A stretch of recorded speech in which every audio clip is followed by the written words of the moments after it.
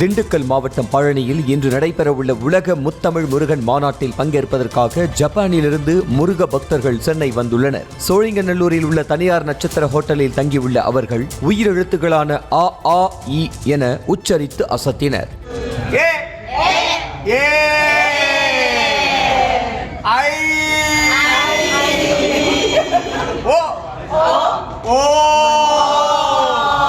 மேலும் ஓம் நமச்சிவாய, ஓம் சரவணபவ என பாடி ஜப்பான் நாட்டு முருகர் பெண் பக்தர் பாடி அசத்தினார்.